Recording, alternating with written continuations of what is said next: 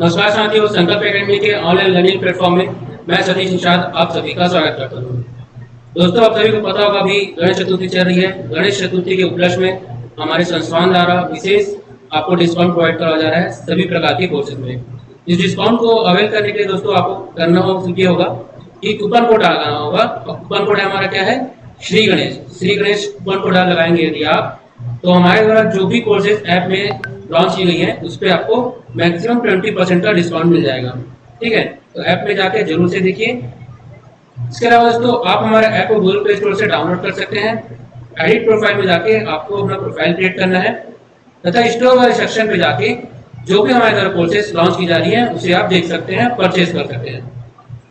यदि आप दोस्तों आप घर बैठे ऑनलाइन तैयारी करना चाहते हैं सहकाते हुए की अपेक्स बैंक की, तो इसके लिए भी हमारे संस्थान में न्यूनतम शुल्क में टेस्ट सीरीज लॉन्च कर दी गई है। इस शुल्क को आप जाके देख सकते हैं तथा इसे आप ले सकते हैं इस बैच को। ठीक है, सबसे बड़ी बात है दोस्तों कि अभी वर्तमान में आप सभी को पता होगा कि मैदानी क्षेत्रों में भी शिक्षक भर्ती आने वाली है। शिक्षक भर्ती के लिए भी हमारे द्वारा कोर्सेज लॉन्च कर दी गई है। यदि आप सहायक शिक्षक और शिक्षक दोनों की तैयारी एक साथ करना चाहते हैं कंबाइंड बैच लेके, वो कोर्सेज भी हमारे पास अवेलेबल है दोस्तों। इसके अलावा यदि आप चाहते हैं कि केवल वर्ग 2 का आप प्रिपरेशन करना चाहते हैं, उसके लिए भी हम इंडिविजुअल कोर्स ला चुके हैं। तब वर्ग 3 के लिए अगर यदि आप चाहते हैं तैयारी करना, तो उसके लिए भी आप इंडिविजुअल कोर्स ले सकते हैं। बहरहाल पता हो दोस्तों आपको कि शिक्षक भर्ती के पहले आपको एलिजिबिलिटी टेस्ट भी पास करना जरूरी है। इसके कारण आपके हमने 3 कोर्सेज लॉन्च करी है। एक है पेपर 1, पेपर 2 कंबाइंड या कंप्लीट कोर्स है। दूसरा है आपका वो है पेपर 1 जो प्राथमिक शिक्षक है उसके लिए कोर्सेज है। उसके अलावा दोस्तों वर्ग 2 के लिए जो मिडिल स्कूल के लिए है टीचर के, उसके लिए भी आपको कोर्सेज प्रोवाइड हमारे द्वारा करवाई जा रही है। तो जरूर से सीटेट आने वाला है दोस्तों, सीजीटेट भी आने वाला है, तो इसके लिए आप तैयारी घर बैठे कर सकते हैं। इसके अलावा दोस्तों हमारे यहाँ और कौन कौन से कोर्सेज अभी लॉन्च किए गए हैं? तो वर्तमान में हमारे द्वारा छात्रा शिक्षक की बैचेस, अगर आप व्यापम का पूरा कोर्स करना चाहते हैं तो व्यापम की बैचेस भी आपको प्रोवाइड करवा दी गई है। इसके अलावा दोस्तों यदि आप चाहते हैं CGPSC प्री प्लस मेंस और व्यापम के अंतर्गत आने वाले जितने भी एग्जाम्स हैं उसकी तैयारी साथ में करना चाहते हैं, तो वो भी कोर्सेज हमारे ऐप में आपको मिल जाएंगे। इसके अलावा साथियों आप हमसे टेलीग्राम के माध्यम से जुड़ सकते हैं। टेलीग्राम हमारा आईडी आप देख रहे हैं संकल्प एकेडमी छत्तीसगढ़। यहाँ पास हमारे द्वारा आपको फ्री के नोट्स प्रोवाइड करे जाते हैं, इसे आप जरूर से सब्सक्राइब करके रखिए। आगे बढ़ते हैं दोस्तों, तो यूट्यूब चैनल आपके लिए बहुत ही महत्वपूर्ण है क्योंकि हमारे द्वारा यूट्यूब चैनल पर ही जो फ्री क्लासेस लगाई जाती है वो आपको मिलेंगी। सब्सक्राइब आप हमारे चैनल को करके रखिए दोस्तों तथा इस बेल आइकन को हिट करिए, इससे आपको लेटेस्ट नोटिफिकेशन समय पर प्राप्त हो सके। आज दोस्तों हमारा टॉपिक है वो है कॉन्स्टिट्यूशन ऑफ इंडिया या भारत का राजनीति शास्त्र। ठीक है, यह आने वाले जो भी एग्जाम्स है दोस्तों इसके लिए समान रूप से उपयोगी है। जितने भी क्वेश्चन है इसके साथ मैं कुछ थ्योरी बताने का प्रयास करूंगा ताकि आपका कॉन्सेप्ट बिल्ड हो सके। ठीक है, चलिए देखते हैं आगे। तो देखिए दोस्तों, सबसे पहले जो हमारी स्क्रीन पर भी शो रहा होगा वो है भारत की उद्देशिका। यह ऐसी कहा जाता है भारत की प्रस्तावना। यह उद्देशिका या प्रस्तावना जो है दोस्तों बहुत महत्वपूर्ण है। कई विद्वानों के द्वारा इसे पूरे हमारे संविधान की आत्मा भी कहा गया है। देखते हैं इसमें क्या लिखा है। इसमें लिखा है दोस्तों, हम भारत के लोग भारत को एक प्रभुत्व संपूर्ण प्रभुत्व संपन्न समाजवादी पंथ निरपेक्ष लोकतांत्रात्मक गणराज्य बनाने के लिए तथा उसके समस्त नागरिकों को सामाजिक, आर्थिक और राजनीतिक न्याय, विचार, अभिव्यक्ति, विश्वास, धर्म और उपासना की स्वतंत्रता, प्रतिष्ठा और अवसर की समता प्राप्त कराने के लिए तथा उन सब में व्यक्ति की गरिमा और राष्ट्र की एकता और अखंडता सुनिश्चित करने वाली बंधुता बढ़ाने के लिए दृढ़ संकल्प होकर अपने इस संविधान सभा में आज तारीख भी लिखा है 26 नवंबर 1949 ईस्वी को एतद द्वारा इस संविधान को अंगीकृत, अधिनियमित एवं आत्मसमर्पित करते हैं। इसके द्वारा इसे आज समर्पण किया गया, ये किया गया भारत के लोगों के द्वारा। ठीक है, चलिए देखते हैं आगे। तो दोस्तों इसका पहला प्रश्न हमारे पास में है, डॉक्टर BR अम्बेडकर और महात्मा गांधी के मध्य सन 1932 में हस्तांतरित पूर्णा समझौते के प्रावधान था। कौन सा प्रावधान था ये पूछा गया। ठीक है, इनके बीच में भीमराव अम्बेडकर जी के बीच में और महात्मा गांधी के बीच में। ठीक है, तो देखिए पहला ऑप्शन हमारा है भारत के लिए डोमिनियन स्थिति बनाए जाने के लिए। ठीक है। ऑप्शन बी है मुसलमानों के लिए पृथक निर्वाचन क्षेत्र का। ठीक है, इसके बारे में बात हुई। ऑप्शन सी है निम्न वर्ग के लिए पृथक निर्वाचन क्षेत्र का, तथा ऑप्शन डी है निम्न वर्ग के लिए आरक्षण सहित संयुक्त निर्वाचन क्षेत्र का। ठीक है दोस्तों, चलिए देखते हैं इसका सही उत्तर क्या होगा। तो इसका राइट आंसर होगा दोस्तों ऑप्शन डी, निम्न वर्ग के लिए आरक्षण तथा संयुक्त निर्वाचन क्षेत्र के बारे में बात हुई है दोनों के बीच में। किसके बीच में? महात्मा गांधी और अंबेडकर जी के बीच में समझौता हुआ। ठीक है, चलिए बढ़ते हैं अपने अगले प्रश्न की ओर। दोस्तों हमारा अगला प्रश्न है रेगुलेटिंग एक्ट पारित किया गया, सन बताना है रेगुलेटिंग एक्ट जो पारित किया गया उसका। ऑप्शन ए है दोस्तों हमारा 1773 ईस्वी में। ऑप्शन बी है दोस्तों 1771 ईस्वी में। ऑप्शन सी है दोस्तों 1785 ईस्वी में, तथा ऑप्शन डी है 1793 ईस्वी में। इसको बताना है आपको इसका सही उत्तर क्या होगा रेगुलेटिंग एक्ट का। देखते साथ ही इसका सही उत्तर क्या होगा। इसका सही उत्तर होगा दोस्तों 1773 में क्या पारित हुआ? रेगुलेटिंग एक्ट पारित हुआ। यह रेगुलेटिंग एक्ट असल में था क्या? यहाँ जो कि भारत के लोग, भारत में शासन करते कंपनी के लोग, ब्रिटिश के द्वारा उनको रेगुलेट करने के लिए उनके अधिकारी क्या करते, जरूरत से ज्यादा क्या करते, माल पर मतलब गबन हो जा रहा था, है ना। कुछ चीजों को अनैतिक रूप से वो क्या कर रहे थे, अपना स्वयं का व्यापार चला रहे थे। इसलिए कहाँ के द्वारा? ब्रिटेन या इंग्लैंड के द्वारा इनके लिए क्या लाया गया? रेगुलेटिंग एक्ट लाया गया, जिससे क्या किया जा सके, इन जो भी कंपनी के जो गवर्नर है उनको कंट्रोल किया जा सके, या अधिकारियों को क्या किया जा सके, कंट्रोल किया जा सके। इसलिए लाया गया था रेगुलेटिंग एक्ट। ठीक है, चलिए बढ़ते हैं अपने अगले प्रश्न की ओर। दोस्तों हमारा अगला प्रश्न है महारानी विक्टोरिया को भारत की साम्राज्ञी नियुक्त किया गया, कब नियुक्त किया गया? देखते हैं ऑप्शन क्या है। ऑप्शन ए हमारा है 1885 में। ऑप्शन बी है 1875 ईस्वी में। ऑप्शन सी है 1866 ईस्वी में, तथा ऑप्शन डी है हमारा है वो है 1858 ईस्वी में। ठीक है दोस्तों, इसका सही उत्तर क्या होगा? दोस्तों इसका सही उत्तर होगा 1858 ईस्वी में भारत की साम्राज्ञी किसे घोषित किया गया?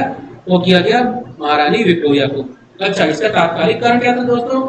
आप सबको पता है 1857 ईस्वी में जो महान क्रांति हमारे देश में हुई थी, यह हुई थी कब? 1857 में। तो इसमें क्या हुआ, ब्रिटिश सरकार की पूरी जड़ें हिल गई थी, है ना। और ये बहुत मुश्किल से इस चीज को संभाल पाए थे 1857 की क्रांति को। उसके बाद 1858 में क्या हुआ, जो विक्टोरिया महारानी थी उन्होंने पूरे भारत के जो राजनीतिक और क्रियाकलाप आदि जो है कंपनी के कार्य, इसमें क्या करने लगी, स्वयं नियंत्रण रखने लगी। ठीक है, चलिए बढ़ते हैं अपने अगले प्रश्न की ओर। अगला प्रश्न दोस्तों हमारा साम्राज्ञी विक्टोरिया ने 1858 की घोषणा में भारतीयों को बहुत सी चीजें दिए जाने का आश्वासन दिया था। निम्न आश्वासनों में से कौन सा ब्रिटिश शासन ने पूर्ण किया था, यह प्रश्न है। ठीक है, किस आश्वासन को या जो भी शर्त रखी थी वो किसको उन्होंने पूरा किया? ऑप्शन ए हमारा है रियासतों को हड़पने की नीति समाप्त कर दी जाएगी। ऑप्शन बी है देशी रजवाड़ों की यथास्थिति बनाए रखी जाएगी। ठीक है। ऑप्शन सी है यूरोपीय और भारतीय सभी प्रजा को समान व्यवहार मिलेगा। ठीक है। तो ऑप्शन डी है भारतीयों के सामाजिक एवं धार्मिक विश्वासों में कोई हस्तक्षेप नहीं होगा। ठीक है, ये था प्रश्न आपका, आपको सही उत्तर देना है। चलिए देखते हैं इसका सही उत्तर क्या होगा। तो दोस्तों इसका सही उत्तर होगा क्या आपका, देशी रजवाड़ों की यथास्थिति बनाए रखी जाएगी। ठीक है, केवल इसी बात पर अमल हुआ। ठीक है, बाकी जितने भी सब वो थे उनके, उन्होंने क्या किया, बाकी सभी शर्तों को क्या किया, बनने के बाद में जब रानी विक्टोरिया के पास में भारत का शासन चलेगा तो उन्होंने क्या किया, होल्ड पे डाल दिया या उन्हें माना स्वीकार नहीं किया। केवल क्या माने, जो देशी रजवाड़े थे उनको वो यथास्थिति बनाए रखे, वे अभी भी वो क्या है, वो अपने क्षेत्र के राजा थे या राज्य करते थे। ठीक है, चलिए आगे बढ़ते हैं। दोस्तों हमारा अगला सवाल है मिंटो मार्ले सुधार का उद्देश्य क्या था। ये मार्ले मिंटो सुधार के नाम से भी जाना जाता है दोस्तों। ठीक है, देखते हैं इसमें क्या क्या ऑप्शन है। इसमें ऑप्शन ए है पृथक निर्वाचन प्रणाली। ऑप्शन बी है भारतीय की भागीदारी बढ़ाना। ऑप्शन सी है युद्ध में सहयोग हेतु तैयार करना। तथा ऑप्शन डी है पूर्ण स्वतंत्रता प्रदान करना, ठीक है, पूर्ण स्वतंत्रता देना चाहिए भारतीयों को। देखते हैं दोस्तों इसका सही उत्तर क्या होगा। दोस्तों इसका सही उत्तर होगा पृथक निर्वाचन प्रणाली, ठीक है। इसे मार्ले और मिंटो सुधार भी कहते हैं, ठीक है। यह क्या है, मार्ले मिंटो सुधार भी है दोस्तों, ये मिंटो सुधार भी है। मार्ले कौन थे दोस्तों, तो मार्ले थे यहाँ के भारत सचिव, कहाँ, इंग्लैंड में, ठीक है। और मिंटो थे अपने यहाँ के वायसराय, ठीक है। इन्होंने क्या रहा था, मार्ले मिंटो सुधार या उसी के मार्ले मिंटो एक्ट लेके आए थे, जिसके अनुसार क्या किया गया, पृथक निर्वाचन प्रणाली जाति के आधार पर बांटने का काम किया गया था, ठीक है, जाति के आधार पर। चलिए देखते हैं अपने अगले प्रश्न को। तो दोस्तों हमारा अगला प्रश्न है, मार्ले मिंटो सुधार बिल किस वर्ष में पारित किया गया था। ऑप्शन ए है 1905, ऑप्शन बी है 1909, ऑप्शन सी है 1911 तथा ऑप्शन डी है 1920 में। देखते हैं दोस्तों इसका सही उत्तर क्या होगा।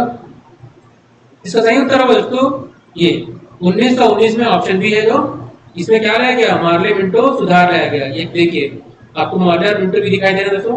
25 मई से 1909 को मार्ले मिंटो विधेयक पास हुआ है, ठीक है। इसके अनुसार क्या किया गया, इसके अनुसार किया गया पृथक निर्वाचन प्रणाली, ठीक है,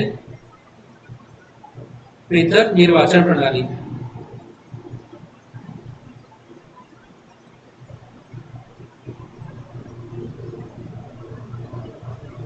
पृथक निर्वाचन प्रणाली लाएगी, ठीक है। चलिए बढ़ते हैं अपने अगले प्रश्न की ओर। दोस्तों हमारा अगला प्रश्न है, मुसलमानों के लिए अतिरिक्त निर्वाचन मंडल प्रारंभ में किसके द्वारा लाया गया, ठीक है। मुसलमानों के लिए क्या किया गया, अतिरिक्त निर्वाचन मंडल। ऑप्शन ए हमारा है क्रिस मिशन 1942 में, ऑप्शन बी है मार्ले मिंटो सुधार 1909 में, ऑप्शन सी है मॉन्टेग्यू चेम्सफोर्ड सुधार 1919 में, तो ऑप्शन डी है दोस्तों भारत सरकार अधिनियम 1935 में, ठीक है। मुसलमानों के लिए क्या किया गया, अतिरिक्त निर्वाचन मंडल की घोषणा की गई, ठीक है। चलिए बढ़ते हैं इसके आंसर की ओर। इसका आपका सही उत्तर होगा ऑप्शन बी मार्ले मिंटो सुधार, ठीक है। मार्ले मिंटो सुधार 1920 में, इसमें क्या कहा गया, हिंदू और मुसलमानों के लिए पृथक निर्वाचन प्रणाली की बात की गई, ठीक है, पृथक निर्वाचन प्रणाली की बात की गई। चलिए बढ़ते हैं अपने अगले प्रश्न की ओर। दोस्तों हमारा अगला प्रश्न है, 1909 में इंडियन काउंसिल एक्ट में किस बात की व्यवस्था की गई, ठीक है। ऑप्शन ए है दोस्तों द्वैध शासन प्रणाली, ऑप्शन बी है दोस्तों सांप्रदायिक प्रतिनिधित्व, ऑप्शन सी है संघीय व्यवस्था, ऑप्शन डी है प्रांतीय व्यवस्था, ठीक है। चलिए देखते हैं इसका सही उत्तर क्या होगा। तो इसका सही उत्तर होगा दोस्तों सांप्रदायिक प्रतिनिधित्व। अलग अलग पंथ के लोग, जैसे मुसलमान लोग के लिए अलग प्रतिनिधित्व, हिंदुओं के अलग प्रतिनिधित्व, इस प्रकार से क्या किया गया, थोड़ा सा बांटने का प्रयास किया गया, किसको, इंडिया की एकता को, ठीक है, ताकि क्या हो सके, अंग्रेजों का शासन जो है वह कंटिन्यू चलता रहे, ठीक है। वोट डालो शासन करो नीति इन्हीं की थी, सबको पता है आपको, ठीक है। चलिए बढ़ते हैं अपने अगले प्रश्न की ओर। हमारा अगला प्रश्न दोस्तों, मॉन्टेग्यू चेम्सफोर्ड सुधार में प्रावधानों का सार था, ठीक है।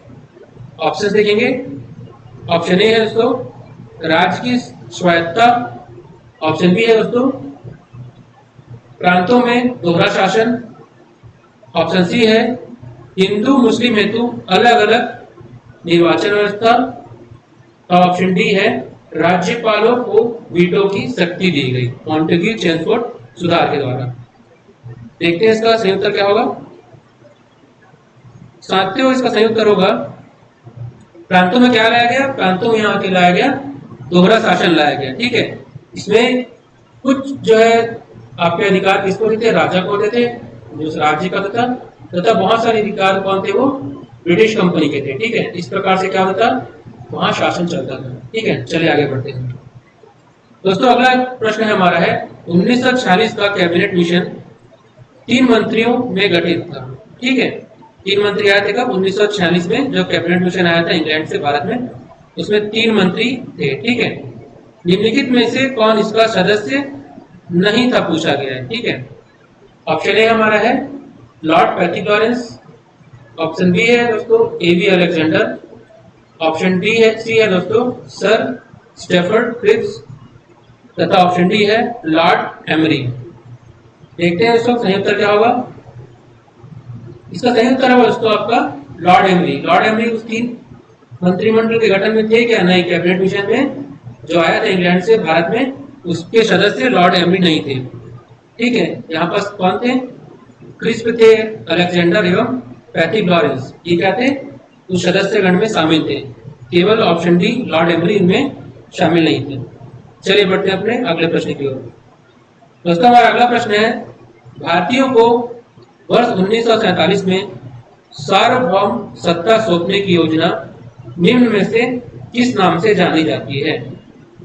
ऑप्शन ए हमारा है डूरंड योजना, ऑप्शन बी है मार्ले मिंटो योजना, ऑप्शन सी है माउंटबेटन योजना तथा ऑप्शन डी है वेबल योजना। देखते हैं दोस्तों इसका सही उत्तर क्या होगा। तो इसका सही उत्तर होगा दोस्तों माउंटबेटन योजना।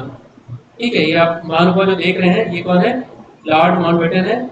ये है मोहम्मद अली जिन्ना, और आपको राइट साइड में आपको देखने को मिलेगा लेफ्ट साइड में पंडित जवाहरलाल नेहरू का फेस। ठीक है, तो इन्होंने क्या किया, जब देश के बंटवारे की बात आई तो उस समय कौन सी योजना लाई गई?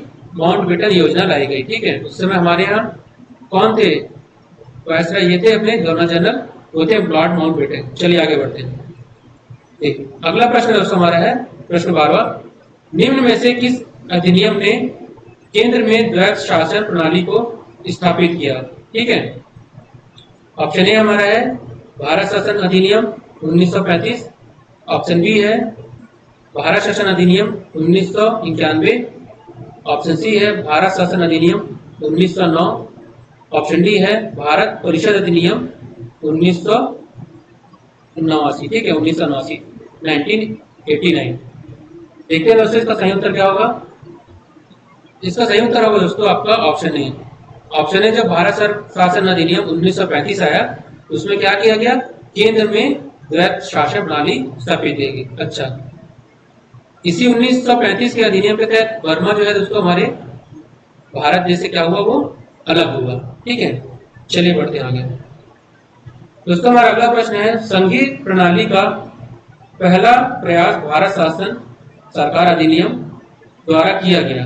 ठीक है, संघीय प्रणाली का किसमें किया गया? देखिए ऑप्शन ए है 1909, ऑप्शन बी है 1919, ऑप्शन सी है 1935 तथा ऑप्शन डी है इनमें से कोई नहीं या नन ऑफ दिस। देखते साथियों इसका सही उत्तर क्या होगा। तो इसका सही उत्तर होगा दोस्तों ऑप्शन सी। 1935 में क्या किया गया? पहला प्रयास किया गया केंद्र में क्या करने का? संघीय प्रणाली को अपनाने का। ठीक है, चलिए आगे बढ़ते हैं। अगला प्रश्न दोस्तों हमारा है, भारत में सचिव का पद किसके द्वारा निर्मित किया गया? ठीक है, ऑप्शन ए है मार्ले मिंटो सुधार 1909, ऑप्शन बी है भारत सरकार अधिनियम 1858, ऑप्शन सी है भारत परिषद अधिनियम 1861, ऑप्शन डी है मॉन्टेग्यू चेम्सफोर्ड सुधार। ठीक है, ये कब आया था? 1919 में। ठीक है, चलिए बढ़ते हैं, देखते हैं इसका सही उत्तर क्या होगा। तो इसका सही उत्तर होगा दोस्तों भारत शासन अधिनियम 1858। ठीक है, 1858 के बाद क्या किया गया? भारत के लिए सचिव का पद लाया गया। भारत सचिव का पद जिसे कहा जाता है, और ये कहाँ बैठे थे? ये बैठे थे आपके इंग्लैंड में, हाउस ऑफ लॉर्ड में। ठीक है, चलिए बढ़ते हैं अपने अगले प्रश्न की ओर। दोस्तों हमारा अगला प्रश्न है, भारतीय संविधान में के किस भाग को उसकी आत्मा कहा गया है? ठीक है, आत्मा की क्या की गई है? व्याख्या की गई है, यह प्रदान किया गया है। ऑप्शन ए हमारा है प्रस्तावना, ऑप्शन बी है दोस्तों हमारा मौलिक अधिकार, ऑप्शन सी है राज्य के नीति निर्देशक तत्व तथा ऑप्शन डी है संविधान के सभी अनुच्छेद। देखते हैं इसका सही उत्तर क्या होगा। तो इसका सही उत्तर होगा दोस्तों प्रस्तावना। भारतीय संविधान में की आत्मा किसे कहा गया है? तो उसे प्रस्तावना को कहा गया है। ठीक है, हम भारत के लोग जो स्टार्टिंग जब दिखाया था ना, वही आपका क्या उद्देश्य या प्रस्तावना। ठीक है, चलिए बढ़ते हैं अपने अगले प्रश्न की ओर। देखो हमारा अगला प्रश्न दोस्तों, भारत को गणतंत्र क्यों कहा जाता है? ऑप्शन ए हमारा है इसकी विधानमंडलों की अधिकतम संख्या जनता द्वारा प्रत्यक्ष चुनी जाती है। देखते हैं, ऑप्शन बी है क्या? यह राज्यों का एक संघ है, ऑप्शन सी है भारतीय नागरिक मूलभूत अधिकारों का उपयोग करती है। तथा ऑप्शन डी है, यहाँ राज्य का प्रमुख निर्धारित अवधि के लिए निर्वाचित होता है। देखते हैं इसका सही उत्तर क्या होगा। दोस्तों इसका सही उत्तर होगा, यहाँ राज्य का प्रमुख निर्धारित अवधि के लिए क्या होता है, निर्वाचित होता है। ठीक है, किसी भी राज्य का 5 साल हर 5 साल में हमारे क्या चुनाव होते हैं ना, चुनाव केंद्र के अलग चुनाव होते हैं, राज्य के अलग चुनाव होते हैं। ठीक है, इसीलिए कहा जाता है भारत को एक गणतंत्र राज्य कहा जाता है। चलिए बढ़ते हैं अपने अगले प्रश्न की ओर। तो दोस्तों हमारा अगला प्रश्न है, भारत एक है। क्या है भारत, कैसा राष्ट्र है? ऑप्शन ए है धर्मनिरपेक्ष राष्ट्र, ऑप्शन बी है हिंदू राष्ट्र, ऑप्शन सी है हिंदू मुस्लिम राष्ट्र, तथा ऑप्शन डी है इनमें से कोई नहीं, नन ऑफ दिस। देखते हैं इसका सही उत्तर क्या होगा। इसका सही उत्तर होगा दोस्तों ऑप्शन ए, भारत एक क्या है, एक धर्मनिरपेक्ष राज्य है। भारत का कोई एक विशेष धर्म नहीं है। ठीक है, सभी धर्मों को यहाँ क्या मानी जाती है, समानता है सभी धर्मों की। ठीक है, चलिए बढ़ते हैं। देखिए हमारा अगला प्रश्न दोस्तों, भारत एक धर्मनिरपेक्ष राज्य है, इसका मतलब है कि भारतीय राज्य क्या है। ठीक है, ऑप्शन ए हमारा है धर्म विरोधी नागरिकों का समर्थन करता है। ये तो निगेटिव स्टेटमेंट हो गया आपका। ऑप्शन बी है बहुसंख्यक समुदाय के धर्म का समर्थन करता है। ठीक है, ऑप्शन सी है क्या, अल्पसंख्यक समुदाय के धर्म का समर्थन करता है, तथा ऑप्शन डी क्या बोला है, किसी निश्चित धर्म का समर्थन नहीं करता है। ठीक है, धर्मनिरपेक्ष राज्य का मतलब यहाँ क्या होता है, यह पूछा गया है। चलिए देखते हैं इसका सही उत्तर। तो दोस्तों इसका सही उत्तर होगा किसी निश्चित धर्म का समर्थन नहीं करता। धर्मनिरपेक्ष का मतलब यही होता है। धर्मनिरपेक्ष का मतलब होता है दोस्तों कि हमारे भारत देश का कोई एक विशेष धर्म नहीं है, सभी धर्मों को हमारे यहाँ समान अधिकार प्राप्त है संविधान के अनुसार। ठीक है, चलिए बढ़ते हैं अपने अगले प्रश्न की ओर। दोस्तों हमारा अगला प्रश्न है, गणतंत्र होता है, गणतंत्र क्या है यह पूछा गया है। ऑप्शन ए हमारा है केवल एक लोकतांत्रिक राज्य है क्या, देखते हैं। ऑप्शन बी है क्या है, अध्यक्षीय प्रणाली पद्धति शासन वाला राज्य है क्या। ऑप्शन सी है संसदीय पद्धति शासन वाला राज्य है। ऑप्शन डी है राज्य जहां पर अध्यक्ष वंशानुगत रूप में क्या हो। ठीक है, जैसे होता है ना, राजा का बेटा राजा ऐसे बढ़ते थे ना, वैसे हो रहा है कि नहीं। ठीक है, ये यही कहा गया है। देखते हैं इसका सही उत्तर क्या होगा। तो इसका सही उत्तर होगा दोस्तों, हमारा राज्य कैसा है, यहाँ के जो अध्यक्ष होंगे या अध्यक्ष जो पद होगा, ठीक है, प्राइम पद जो होगा वो क्या है, वो वंशानुगत नहीं होगा। ठीक है, चलिए बढ़ते हैं अपने अगले प्रश्न की ओर।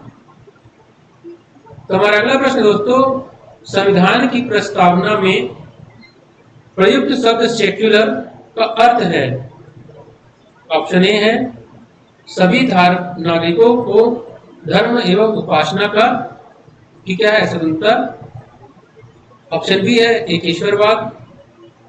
ऑप्शन सी है बहुदेववाद, तथा ऑप्शन डी है सभी धर्मों की अस्वीकृति। ठीक है, चलिए देखते हैं दोस्तों सेक्युलर का सही अर्थ क्या है।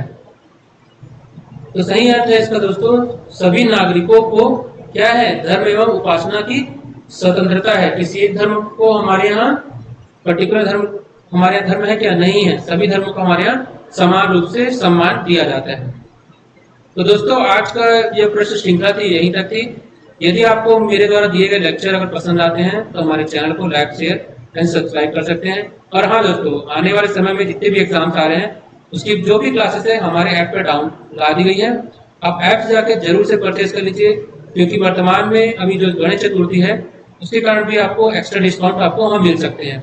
शिक्षक भर्ती के लिए ध्यान देंगे दोस्तों, शिक्षक भर्ती के 27,000 से अधिक पोस्ट आने की पूरी प्रबल संभावना है। तो यदि आप अभी से तैयारी करते हैं तो आपके लिए आने वाले समय में ज्यादा बर्डन नहीं पड़ेगा। बहुत ही कम रेट में हमारे यहाँ न्यूनतम शुल्क में क्लासेस करवाई जा रही हैं। इसके अलावा दोस्तों यदि आप फ्री क्लासेस भी लेना चाहते हैं तो आप हमारे संकल्प एकेडमी ऐप के ऑनलाइन जो कोर्सेज होते हैं वो सभी आपको कहाँ मिल जाएंगे, यूट्यूब में आपको मिल जाएंगे। फ्री क्लासेज जो है वो यूट्यूब में हम प्रोवाइड कराते हैं। यूट्यूब के नोटिफिकेशन के लिए आपको केवल इतना करना है दोस्तों, हमारे चैनल को सब्सक्राइब करके बेल आइकॉन आपको हिट कर देना है, ताकि समय पर आपको नोटिफिकेशन मिल सके। इसके अलावा दोस्तों अभी गणेश चतुर्थी के अवसर पर डिस्काउंट चल ही रहे हैं। आप अगर ये पुराना अगर हो चुका है तभी वर्तमान में नया आपको डिस्काउंट मिल जाएगा दोस्तों, जो मैक्सिमम आपका 20% तक का डिस्काउंट आपको मिल जाएंगे। ठीक है, इसके अलावा सबसे महत्वपूर्ण दोस्तों यही है कि आप हमसे यूट्यूब से जुड़े रहें। हमारा द्वारा जो भी क्लास दिया जा रहा है आपको पसंद आता है तो इसे लाइक करें, दोस्तों के साथ शेयर करें तथा सब्सक्राइब करना तो बिल्कुल ना भूलें। बेल आइकन को हिट करना बहुत जरूरी है दोस्तों। यदि आप बेल आइकन को हिट करके रखेंगे तो समय पर आपको नोटिफिकेशन मिलते रहेंगे। तो आज के क्लासेस यहीं तक थी दोस्तों, कल आपसे और मुलाकात होगी नए प्रश्नों के साथ में। मेरा नाम है सतीश निषाद। आपका सभी का दिन शुभ हो। धन्यवाद।